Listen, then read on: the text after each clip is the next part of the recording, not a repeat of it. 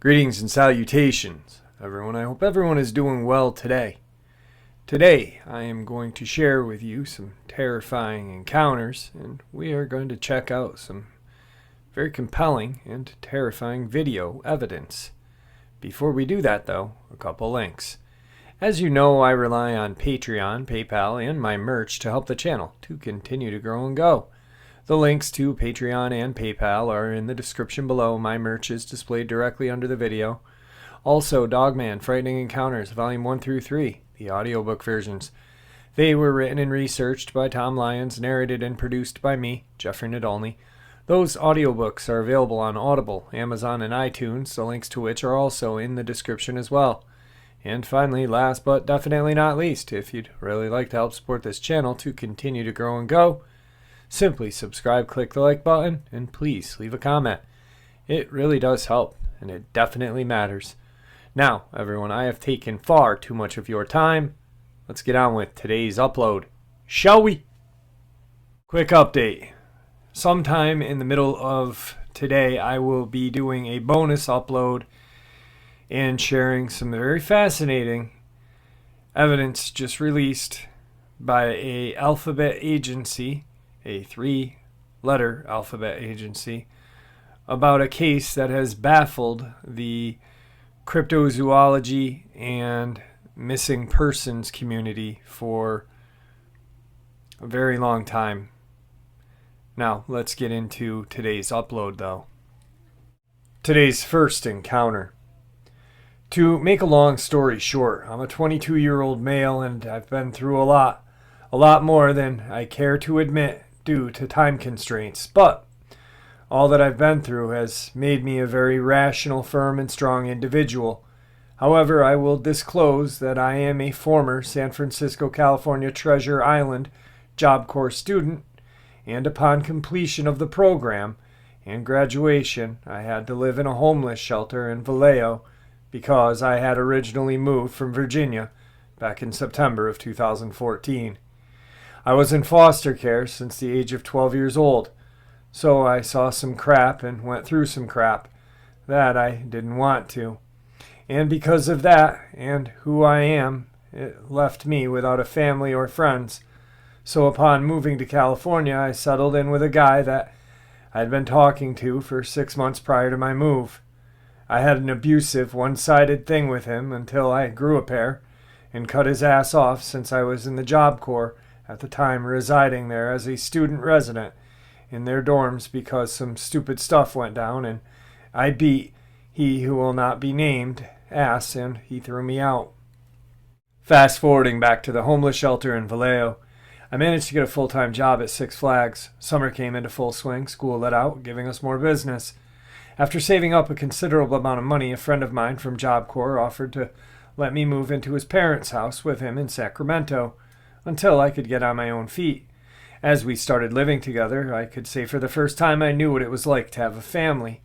This guy, however, was someone I had a crush on, and when I told him, he simply responded that he already knew, that it was obvious, and he found it funny that I thought I was hiding it from him. He dubbed me with the nickname Generic Anime Girl, but he admitted that he wasn't sure if he liked me the same way back, only because he claimed to be bisexual, but that he was on the fence with it.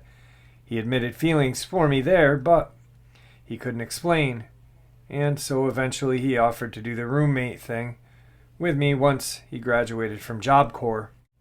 3 weeks of being at his place, he called me one night, freaking out while apologizing, which confused me, so he told me that he had been in the area all day and was at a river with his friends for the afternoon since it's unbearably sweltering, blistering hot here in Sacramento during the summer.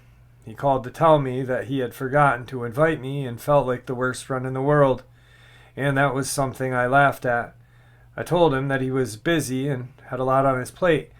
I told him that it was no big deal and that all that mattered was that he had fun, although when he told me he had a girlfriend starting that day, I was disappointed.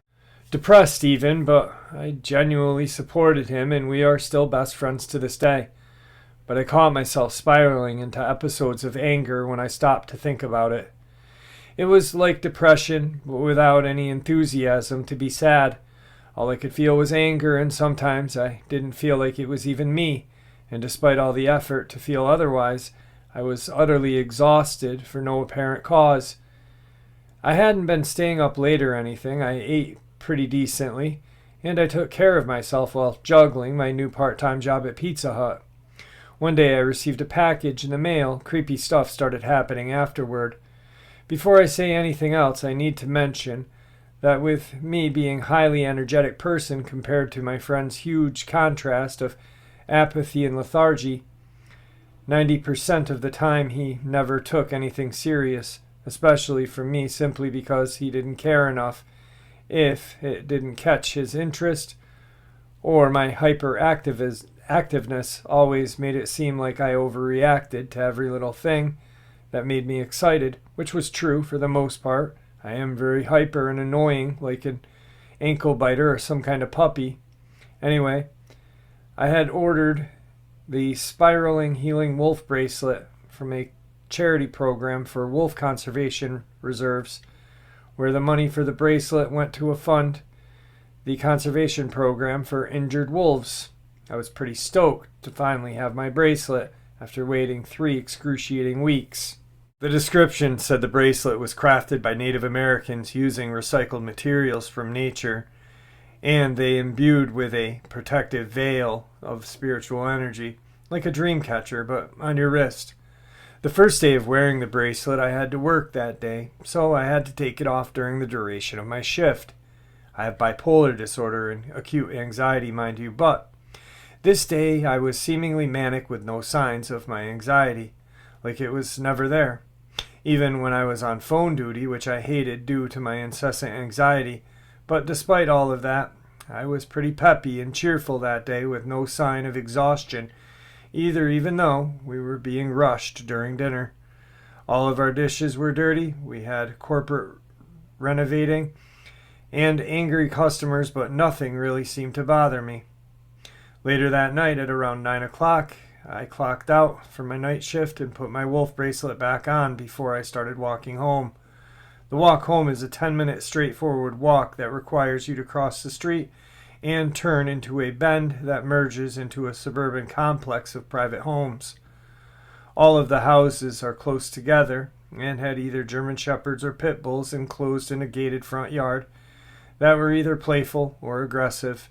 As I walked past them on my way home, they all charged me from opposite side of the fence like they wanted to kill me or something, and for some reason I felt threatened more than scared. Like I was being challenged for dominance or territory, I kid you not. I turned around to meet one of the German Shepherds, and I literally, not metaphorically, but physically started growling like a wild animal through my bared teeth, and I roared at it in a pissed-off craze that made it yelp like a kicked puppy. I could literally only see yellow and red, and I went into a state of hysterical blindness that was fueled with a dry rage. I no longer felt like a human being anymore, but a monster. To make things even more eerie, it was the night of a full moon. I looked up and saw it. I was enveloped with a warm, deep state of calmness, which eventually turned me numb. Everything started coming through waves, and all the noises and smells around me became surreally vivid, along with my vision, like I was high or something. I howled at the moon, and after that, I seemed to snap out of it. When I finally got home, I was exhausted, so I got myself comfortable and went straight to bed, but despite my exhaustion, I couldn't fall asleep. I was wide awake and fueled with anger. With every little tick and click in the house, I was overwhelmed with so much rage that my stomach started to hurt. Time had passed, and it was 3 a.m, without any luck of falling asleep. Suddenly, my friend's dog, Allie, a 14-year-old lab mix that was old and generally friendly, but she came up to me with her hair stiff and teeth bared. She started growling at me like I was a threat to her or something. My only reaction was to glare at her. I cut my eyes to hers, and she felt silent and skidded for the screen door behind me. She knew how to open it by clawing at it. When she managed to open it, she hauled ass outside, her tail tucked between her legs like someone had just fired a gun off or something. Confused about the whole situation, I got up and dragged myself to the kitchen to get some water. When I made it to the corner of the kitchen, I heard rattling, crashing, scratching, and banging sounds from outside. All the dogs started growling and barking. I ran over to the window and pulled down the blinds, and I didn't see anything out of the ordinary. As I was about to walk to the fridge, I heard a very eerie howl that gave me goosebumps and made the hair on the back of my neck stand up. I didn't know what it was, but I watched too many horror movies to know that it was not anything friendly. All the dogs fell silent and the howling droned for about 3 more minutes until it faded into dead silence. That night I was not able to sleep. The second day of wearing the bracelet, and as I share this, I'm trying to suppress a fit of rage. My friend has 3 younger brothers, and his 2 youngest were quarreling over some stupid thing. With every bitch, whine, moan, groan, I am 1 step closer to screaming and yelling and cursing at them and slamming their head into the wall. Now the dog Allie is utterly terrified again. She attempted to growl, but instead she could only whine and whimper. She was staring at something in the bathroom that I couldn't see, but obviously she could. I got up and called her name. She ran away from me, terrified. I opened the back screen door and she hauled outside again, just like last night, but this time it was in broad daylight, and she huddled herself in her doghouse, shaking like a leaf. Seriously, what was her deal? Later that night, I saw a gruesome image in a waking nightmare I had, or at least I wanted to believe it was just a nightmare. But it felt too real. It looked too real. It sounded too real. And it smelled real. I swear to God I had sleep paralysis episode or something, because what I saw was like something out of Jeepers Creepers or Stephen King. I couldn't get a picture of it, obviously, so I made a crude, rough drawing of what I remembered, but I digress. It was about 8 feet tall. It stood on the balls of its blood-covered, rake-like hind legs, claws protruding from its toes like daggers. It was covered in a shadow cloak thing that seemed to swallow any sight of light or life in spot of standing in. It had 1 bloody hook for a hand, and the other was a paw matted in blood, like its feet, with bloody dagger-like claws protruding. It seemed to have these anthropomorphic appendages, all 5 of them. It seemed to be wearing a hood with a crooked, jagged, razor-sharp, bloody grin of decaying fangs that stretched ear to ear, where 2 crimson spotlights rested in place of its eyes. They looked like portals to hell itself. It had a long, bushy, pointed, matted tail and pointed horn-like ears protruding from the hood. The inside of its hood was a mixture of green, blue, purple, and black, gunky smoke or mist, blocking any facial features that it might have. All I smelled was sulfur, rotting eggs, biological decomposition, and death in general, as it was looming right over me. It was teetering its bloody claw back and forth, as if it was teasing me, taking its time to torment me as it relished in my sheer terror. No matter how badly I wanted to, I couldn't move. I closed my eyes and started to think about my friend, as he was the last face I would want to see before I died. After about a half a minute, I opened my eyes and it was gone, along with the smell. I was covered in sweat and noticed that my bracelet was still on. Maybe it's just me, but I think anger can manifest itself into unpleasant things. Maybe I'm looking too deep. Or maybe I just need to take this damn bracelet off. So, the reason why I shared that was because it reminded me of the things that are happening with Claudia Ackley and these demonic presence that appear to us as possible dogmen, possible Sasquatch, possible crawlers. I'm not saying that these are not real, because I do believe that dogmen, Bigfoot, and crawlers are real. I also am starting to think that these kind of inorganic beings or demons can manifest themselves into these things to torment us as well. So let's get on to today's first video clip. Today's first video clip is a creature called the Lupinson, which is supposed to be some kind of dog-like demonic child, and it's pretty freaky. Check it out.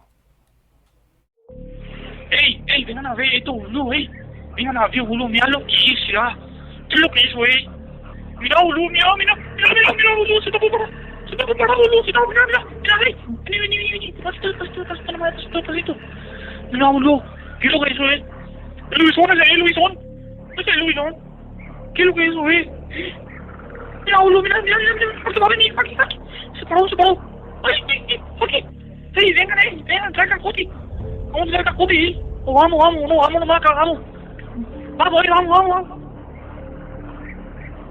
Definitely a creepy video. I'm not sure what it is. I mean, it's too... At first I looked at the face and I was like, is that a bear? And then I looked at the body and I was like, no, it's not a bear. It's very strange. And, well, you know, there are a lot of strange things in this world that we are unaware of. And they're just starting to come to the surface now. So, who knows? On to today's second encounter. This occurred in August of 2013 at my home in southern Colorado. It was around 1 in the morning. I'm sitting in my living room watching TV. My Rottweiler is lying next to me on the floor. My wife's asleep. All the lights are turned off. To someone outside, it would seem like all are asleep in the house. The TV is in front of a large window. The window has a curtain over it, except for one small corner at the bottom of the window, where the curtain is pulled back so that we can see people stepping onto the porch during the day while sitting on the couch. Again, the exposed portion of the window is very small, and for someone to look inside, they would have to bend down or be extremely short. Suddenly, my Rottweiler raises her head and pulls her ears back, showing her teeth, and begins to let out this low growl. She's staring directly at the exposed corner of the window. I mute the TV, and after a minute her growling becomes snarls. She gets up on all fours and lowers her head and is staring at that corner. I grab my 9mm and duck under the TV, slowly making my way to the front door. I try to listen for any noises. All I can hear is my angry dog. After a couple of minutes of this, I flip the porch light on and look through the front door window. I don't see anything. Soon after, my dog chills and it seems to go back to normal. I go back to bed, but it is a sleepless night. Fast forward a few nights, my wife's in bed, my Rottie's asleep in the other room, and I'm pulling another late-nighter watching some mindless garbage on TV. I decide to go to bed. Before I go, I figure I'll do a quick patrol around ours and our in-laws' property. I grab my mag light, load the Glock, and make my way outside. The moon's bright, so I leave the porch light off. Once I step out onto the porch, I notice movement to the right of me, where my driveway and vehicles are located. I shine my light toward the movement, and I see a large creature next to my car. It's on 2 legs, with its arms on top of my car, with its back to me. It's brown, hairy, very slim and lean. Once the light hits it, it rushes off on 2 legs towards the road, hits the pavement, and runs into the woods. All of this without making a sound. I wasn't able to get a good look at it. My eyes had yet to fully adjust, and the whole ordeal only lasted 5 seconds.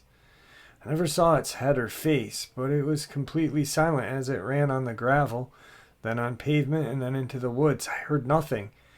It's as if it was floating. Considered what happened just the night before, the whole situation made my hair stand on end, and I quickly made my way back inside. I still have no idea what that was. Today's second video clip is what I believe to be a Dogman. A couple kids hanging out, and the Dogman comes out of the woods towards the kids. Check it out. What is Jack doing? Jack? No, like I'm dead. I was about to call the cops. Yeah. Wait, what is that?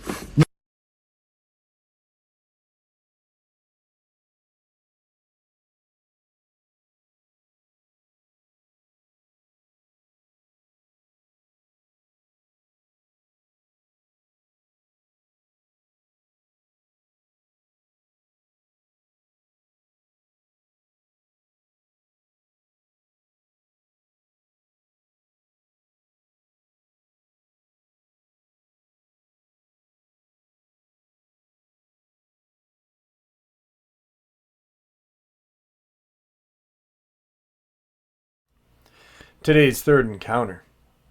This incident took place in a small trailer at a campground. Not exactly wilderness, but still heavily wooded. I was 13 years old at the time. Being only 21 now and having written this down not long after it happened, the memory is still fresh. It makes me uncomfortable to even think about it. This campground just had a strange feeling. It felt like it belonged in a dark holler in West Virginia or something, not in New England. It was run by a couple who were around at odd hours. There was a pool and a little general store within sight of the trailer.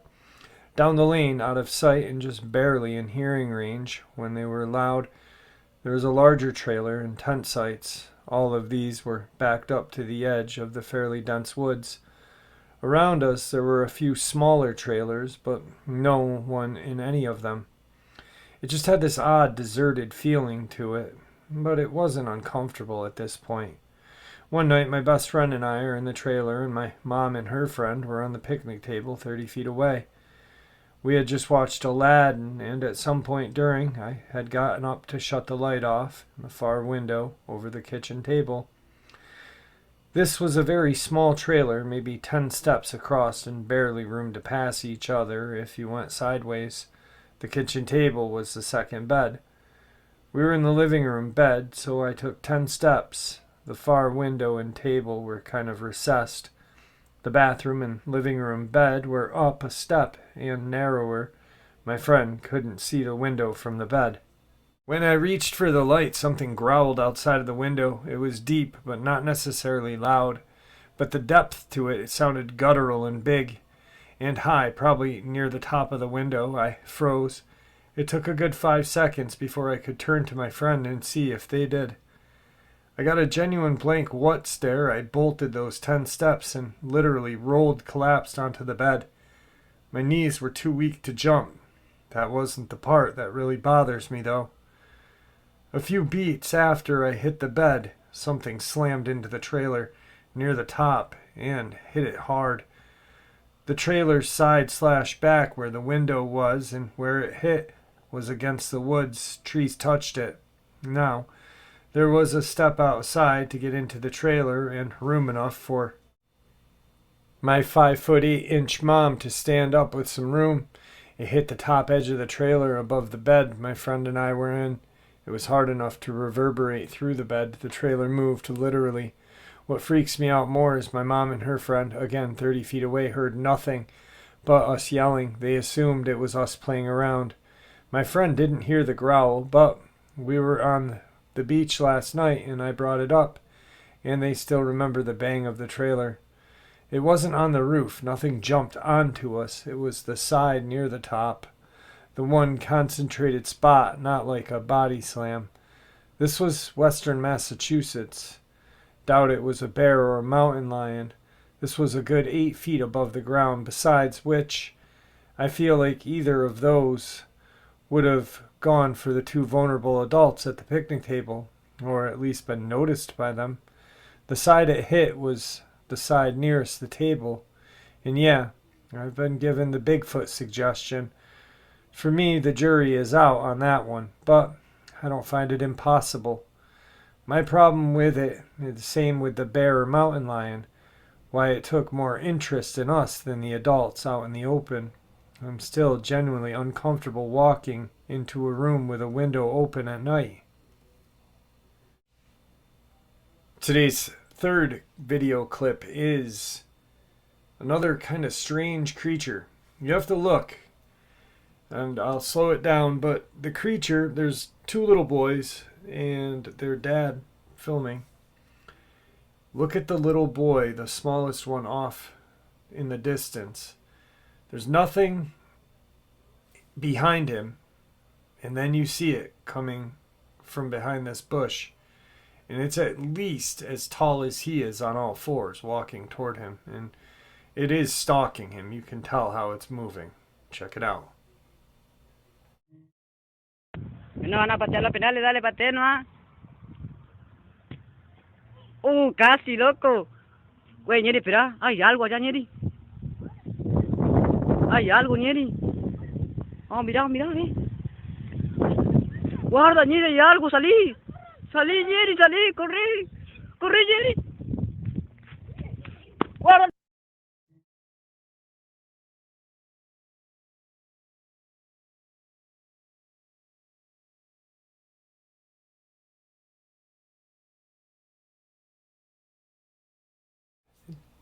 To me, that's creepy. I mean, the kids are terrified, the guy's terrified. I don't know what it is. I don't even want to know. I'm just glad that the kid was okay. And dang. I mean, it's fast. It comes out of nowhere. It comes out of that bush by that fence. You can see it. It's pretty creepy. On to today's fourth encounter.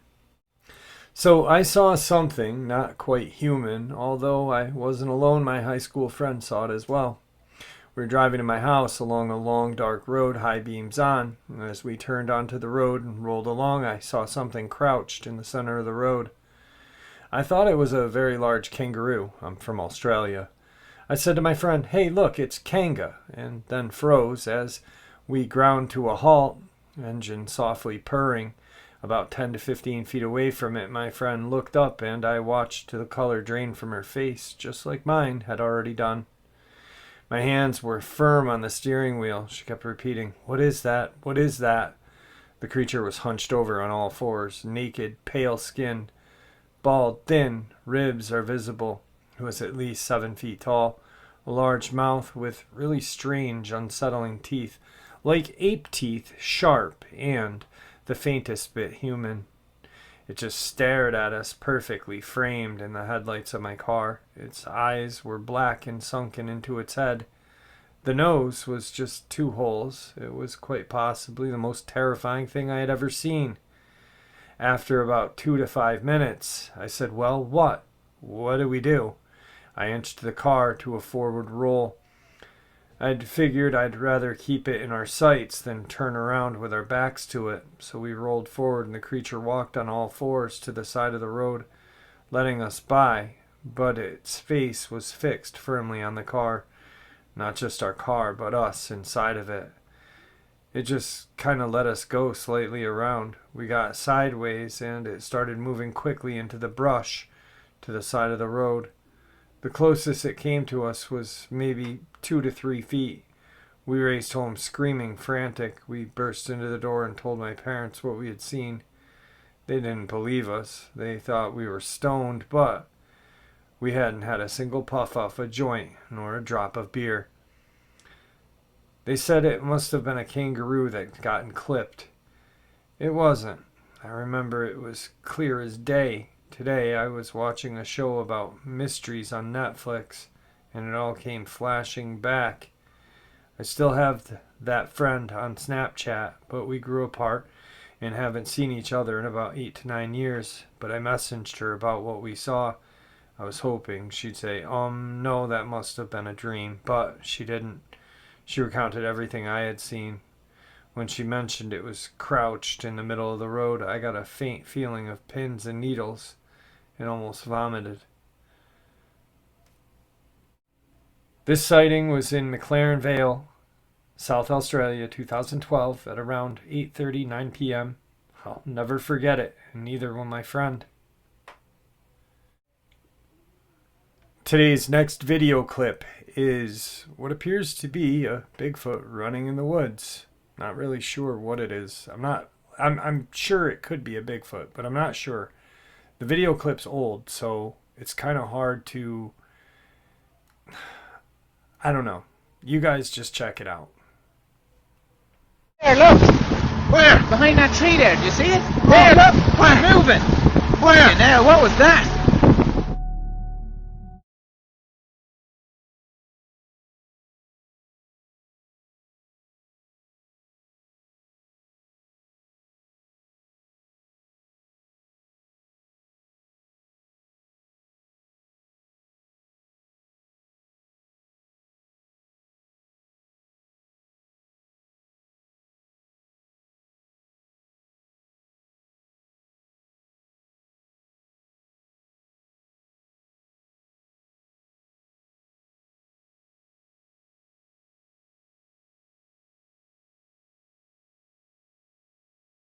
It's kind of hard to. Is it real or is it not? It's just hard how the guys are talking, and it's just strange. Cool clip, but I don't know. Today's final encounter. I was probably 10 years old when this happened. I've never really talked about it much, but it's still clear as day in my head. I have no idea what it was that I saw. I was playing outside hide and seek at my elder sister's house with some relatives. I'm running through the backyard and taking the corridor that connects the back to the front yards. Mind you, it's almost pitch black outside aside for some streetlights and the moon. So I'm running down the corridor and I hear something on top of the roof. As I'm halfway down the corridor, all of a sudden I see two unknown creatures jump just about 5 feet away and above me onto the neighbor's adjoining wooden fence. Now, when I saw that, I didn't think much of it, but it did stop me in my tracks. The only thing I could think that it could have been was a pair of some type of monkeys, simply because of the shadowy outline I scarcely could see. But the freakiest part of it was the creature on the left had big oval eyes, almost the size of eggs, that were glowing a bright red. The creature on the right, however, had blue glowing eyes. And as they clung to the fence, they started staring at me. I was frozen for about 5 seconds upon seeing that, but after I had regained my senses, I ran with all of my might out of that corridor, having to run past and under them as I was freaking out. I don't remember much about what happened after that, how the conversations went as I told my siblings what I saw. But one thing is for sure, I was not asleep, and I was not hallucinating. I know it sounds kind of weird. And those pair of glowing eyes, they were definitely real. I have no idea to this day what it was. Alright everybody, I hope you enjoyed today's upload as much as I enjoyed sharing it with you. I almost said second half. Don't forget, there's going to be a bonus in the middle of the day, and it's going to be good. I can assure you of that, my friends. Anyway, may the Great Spirit watch over us all, and may He guide us down that path that we call life.